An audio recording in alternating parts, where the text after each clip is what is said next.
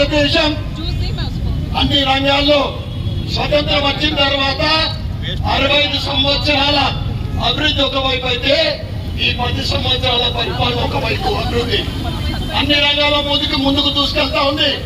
ఆర్థిక పరంగా కూడా భారతీయ జనతా పార్టీ ప్రభుత్వం రాకముందు ప్రపంచంలో 10వ స్థానం ఉన్న ఆర్థిక వ్యవస్థ ఈ రోజు 5వ స్థానం. రాబోయే రోజుల్లో ప్రపంచంలోనే 3వ స్థానం. తర్వాత ఈ ఆపరేషన్ సింధూర్ ద్వారా మన సైనిక శక్తి ఏంటిదో ప్రపంచానికి చాటి చెప్పడం జరిగింది. పాకిస్తాన్ మామూలు కాదు, అది కూడా న్యూక్లియర్ భయపెట్టింది. కానీ మన వాళ్ళు ప్రయోగించిన ఆయుధాలు ఏదైతే ఉందో బ్రహ్మోస్ కానీ ఇతరవన్నీ కూడా దేశీయంగా మన దగ్గరనే తయారైనాయి. ఇంతకు ముందు సైనికులకు జాకెట్ ఉండేది కాదు, సెక్యూరిటీ జాకెట్ ఉండేది కాదు, షూస్ ఉండేది కాదు.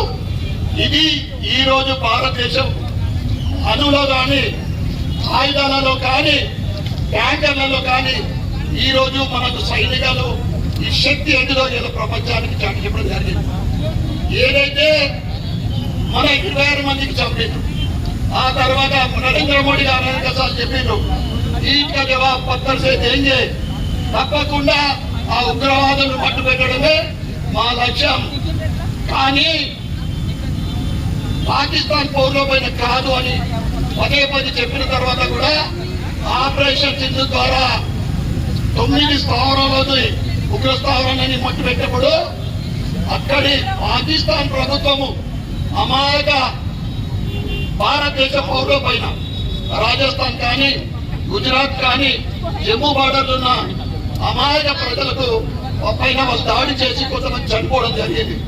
దాంట్లో ముఖ్యంగా మన మేజర్ మురళీ నాయక్ గారు 14 మంది ఉగ్రవాదులు ఎదుర్కొని ఆయన దేశం కోసం ప్రాణత్యాగం చేసిన మురళీ నాయక్ మీరందరం కూడా చెప్పడంతోటి మనం అభినందన చేయాల్సిందని తెలియజేస్తా ఉన్నా.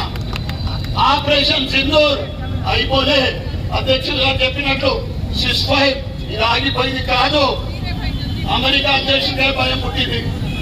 అధ్యక్షుడు స్వయాన ఆయన స్టేట్మెంట్ ఇస్తా ఉన్నాడు, నేను చేస్తే ఇది ఆగింది.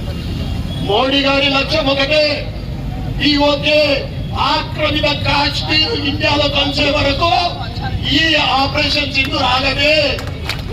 ఓకే సాధ్యం చేసుకునే వరకు ఎవరైతే 26 మందిని బలి ఉన్నారో వాళ్ళని పట్టు పెట్టే వరకు లేదా పట్టుకునే వరకు ఈ ఆపరేషన్ సింధూర్ నిరంతరం సాగుతుంది.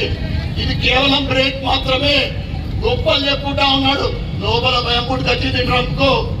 అరే భారతదేశం సైనిక శక్తి ఏంటో బయటపడు. ఇంత నాని ఆశ్చర్యపోయే విధంగా చైనా అనుకున్నది నేను అన్నింటిలో ముందున్నా, నా రాకెట్లు కూడా ఎడిపోయినాయి. మన బ్రహ్మోస్ కానీ మన ఇతర ఆయుధాలతోటి వాళ్ళు రాకెట్లన్నీ కూడా ఏమైనాయి దుస్సుమన్నాయి. ఇది మన సైనిక శక్తి. వారందరికీ కూడా అభినందనలు తెలపడానికి, వారి మనోధైర్యాన్ని పెంచడానికి మోడీ గారి కృతజ్ఞతగా ఈరోజు ఇందూర్ నగరంలో ర్యాలీ నిర్వహించడం జరిగింది. అంతేకాకుండా సోదరులారా రోజు ఎక్కడో లేరు, మన దగ్గర దేశంలో ఉన్నారు, మన రాజ్యంలో ఉన్నారు, హైదరాబాద్ లో ఉన్నారు, దేశ ద్రోహులు ఇందూర్ నగరంలో కూడా ఉన్నారు.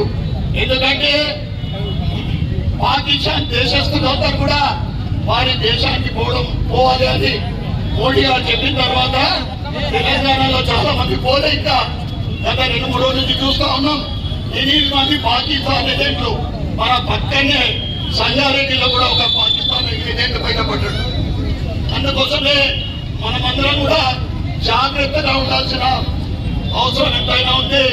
వాళ్ళ నగరంలో ఉంది. ఎందుకంటే ఇందూరులో గతంలో ISI మూలాలు కూడా ఉన్నాయి, టెర్రరిస్టుల మూలాలు కూడా ఉన్నాయి, దొంగ పాస్పోర్ట్లు సృష్టించడం జరిగింది. వాళ్ళు ఎక్కడో కాదు, మన దగ్గర కూడా ఉండిండొచ్చు. కాబట్టి వాళ్ళందరూ కూడా చెప్తా ఉన్నా, ఏ ఇంట్లో దాక్కున్నా కానీ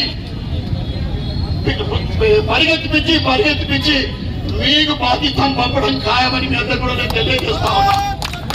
అదేవిధంగా ట్రంప్ చేస్తున్న ప్రయత్నాలు ఒకటే లక్ష్యం మోడీ గారిది, దేశ ప్రజలందరినీ కూడా మనమందరం మోడీగా ఉందాం. వారి లక్ష్యం ఏదైతే ఉందో POK సాధించుకునడమే మన లక్ష్యం. ఎవరైతే 26 మందిని బలికొట్టారో వారిని ఖతం చేయడమే లక్ష్యం. ఏదైతే ఉగ్రవాదం ఉందో దాని కూపటి వేళ్లతో పెట్టేయడమే మన లక్ష్యం. అప్పటి వరకు మన ఆపరేషన్ సింధూర్ కొనసాగుతుందని మనమందరం కూడా మీ వెంట ఉన్నాం. మేము మీతోటి